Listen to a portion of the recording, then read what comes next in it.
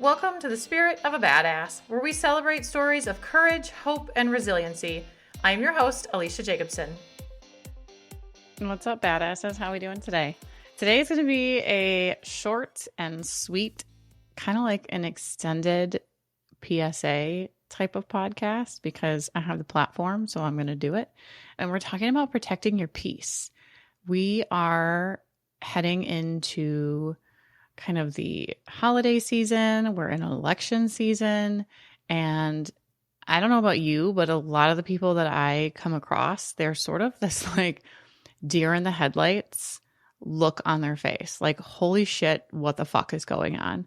And we need to work as best as we can at protecting our peace. And the last couple episodes, I've kind of been talking about things that light you up and bring you joy. And those are all part of it. But then there's also this part of what are we allowing to kind of come in to our bubble. If you can imagine a force field around you. I don't know why, but whenever I talk to people about protecting their energy and their peace, I see like, you know, those balls that they have now like at fairs and stuff that roll around in the water or on the grass, they like blow up, something like that, where you are in the middle, like the nucleus, and then there's this outer layer, and we want things to just bounce off of that. And sometimes that might look like a boundary, that might look like saying no, it might look like saying yes, but we're just going to get into that today. So I just want to plant the seed of what does it look like when you're protecting your peace? What are you doing? What are you not doing? Because I think there's this like addiction that can come with some drama or chaos, and we don't even realize that we are kind of addicted to it.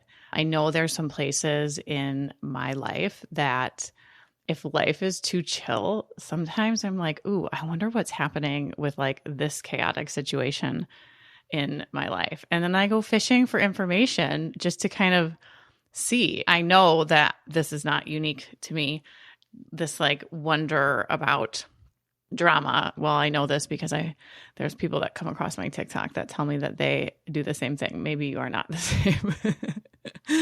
I don't go stirring anything up, but there's just this immersion in this sort of way of life of chaos and drama that sometimes we can be way too comfortable in. And if things get too easy or complacent, we can stir that up. And that can look like getting a pet, spending money that you don't have. You know, you finally get caught up on things and then you overspend. This can look like saying yes to engagements and going out way too much, and then you're just exhausted again. So it's like we do all these things to sort of keep kind of a peaceful way of being, and then we just kind of sabotage it.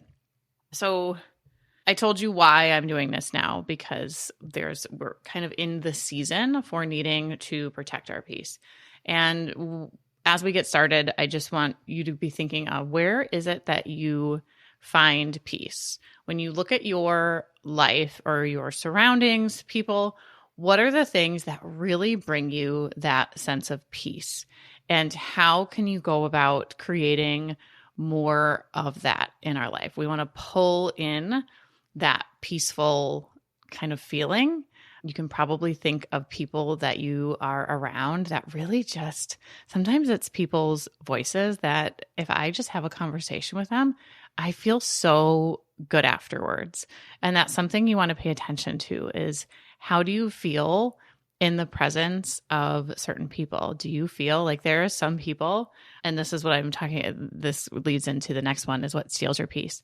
There are some people on social media that I have to snooze or you can unfollow without unfriending, because literally they drive me bonkers. And it's not that maybe, well, one in particular I can think of, like, just don't like him, but other ones, they're just living their life and sharing their life, which is exactly what everybody does. But for some reason, it irritates the fuck out of me. And when I see it, it's like the nails on a chalkboard sound. Like, do you just unfriend? Is that somewhere down the line? Does that look rude? I don't know. But I just do the unfollow because I feel like that's a little bit more like less line in the sand drawn, because I don't want to stir up this unnecessary feeling inside of me or do any sort of like judgment things, stuff like that, because that's not cool. That it doesn't feel good to me inside if I'm having that sort of like weird ick, So I call it a social media cleanse, where it's like, what are you feeling? Are there certain apps? Like some people that I've worked with, it's Instagram. They're like, I just have to stay off Instagram. I know people right now with the election, I'm completely taking a social media break because there's people that I care dearly about that their opinions are different and I can't handle it. So they are 100% like, I am just taking a break. I'm not doing this. And that is exactly what protecting your peace is. It is, this situation is not good for my emotional, mental, physical health. And so I'm going to step away. I'm going to give myself a break. I'm going to know myself well enough to know that just because everybody else is doing it, just because everybody else is talking about it, doesn't mean that that's right for me. And that's okay. But looking at the places where it could be stealing it from you, and this might be, going into holidays, this might mean family. And this might mean saying no. Maybe, there's lots of things that you do. And there's just this one that's like, I feel like shit every time I leave. And I'm not going to do that because it's like this carryover trickle effect. If you think of, you go into an event of any kind where you kind of know you're going to feel like shit because whatever, maybe there's several people, one person, or maybe you can't even identify why. But leading up to it, all you're doing is thinking about how shitty you're going to feel. And you have like the anxiousness about it, the nervousness about it. Maybe you're then stress eating about it or overexercising or overspending, like whatever it is. There is an energy leading up to an event that like this is not something I want to be a part of. And then you have the actual event, and then you have all the residual impact afterwards. So it's like, how many weeks of chaos internally are you absorbing for it? And does it have to be that way? I think we are kind of told, yes, it has to be that way. What if it doesn't? What if you really just said yes to the things you wanted truly to say yes to and that are good for you? Think of yourself in that bubble. What are the things that would penetrate that bubble and feel good? And what are the things you're like, nope, I want that to bounce right off my force field and I don't want any part of it because it's not good for me.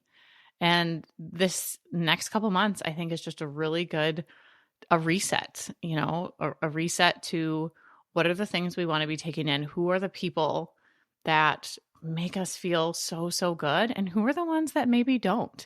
And how can you create some space and some buffer and some distance between those people, place, things, whatever it is, so that you don't? Because if you think, all the places we are in life, all the situations we're in, if we can just kind of say no to a few of the things, that creates so much space for us because we don't have control over all of it. You don't have, for instance, my daughter had a doctor's appointment this week, and the doctor, we have seen him before, and he is just so condescending.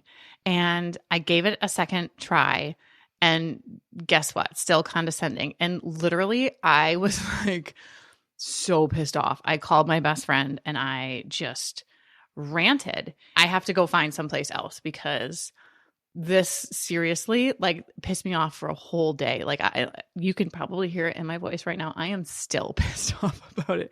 Mostly it's so interesting because it's not necessarily what he said. It was the fact that I didn't say anything, that he was so just rude and condescending. And I just sat there quietly and said nothing. But it's like, okay, do I want to, for me, like that would probably rile me up more. So I have to I don't know, but that's what it is. Usually when I find myself irritated, it's because I have stayed quiet and not spoken what I actually thought.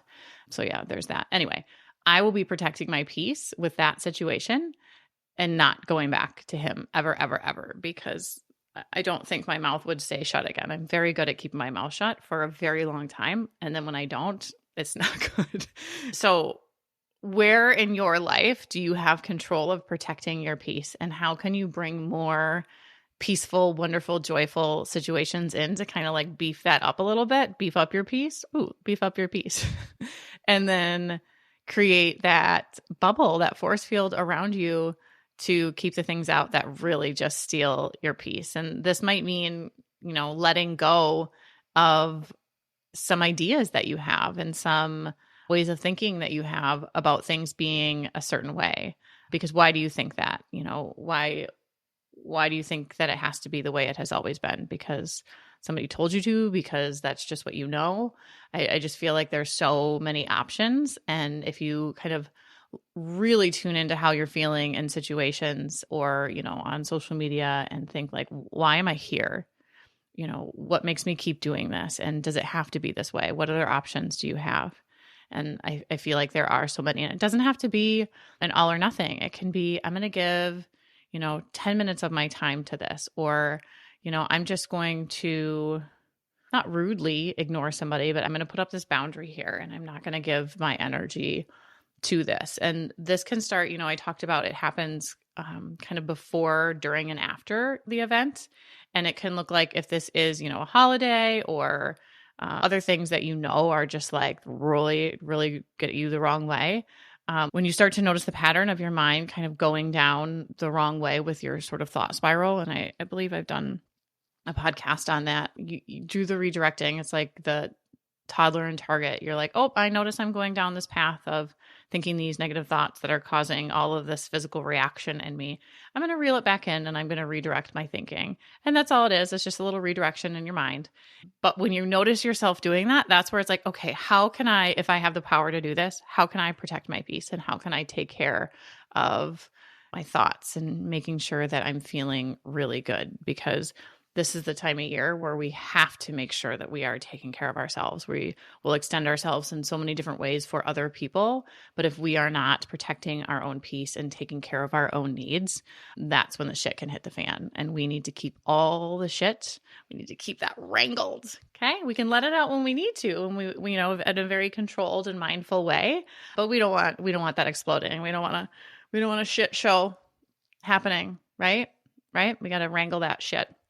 Okay, so just take a look at the things that steal your peace and think, how can I keep this from happening? How can I maybe do something a little bit different? Because we absolutely can. It's just oftentimes we don't pause long enough to consider that things can be different and consider that maybe we have a little bit more power than we're giving ourselves credit for and that we actually can do. That makes it tricky because it's like, okay, if I actually can do something, then am I going to do something? Because that takes some energy to do it. And you might have to get up and make a change. And that can feel kind of weird and uncomfortable also. But you can do it. And on the other side of it, when you are feeling all glowy and wonderful because you're in your force field bubble and you've protected and you're feeling good, you will thank yourself. So you might have to get a little uncomfortable in this, but that's okay. That's life. And are we going to be uncomfortable having our peace and energy stolen, or are we going to be uncomfortable kind of making a change of some sort and then feeling all warm and fuzzy after we've made that change because we know we did the right thing for us and the people around us, because our energy does it. It's like it wears off on other people. We know this. If we're short-tempered or we're very happy, other people pick up on that. Our families pick up on that, our friends, our coworkers, everybody. So the more you can protect yourself, then it just overflows to everyone around you. All right. I hope you have a fabulous rest of your week, and I will see you next week. Spirit of a Badass is a Lit Path Studios podcast and is produced by Jamie Gale and Alecia Jacobson. Music by Shane Ivers. We'll be back with another inspiring interview. Until then, keep your spirits high and your energy badass.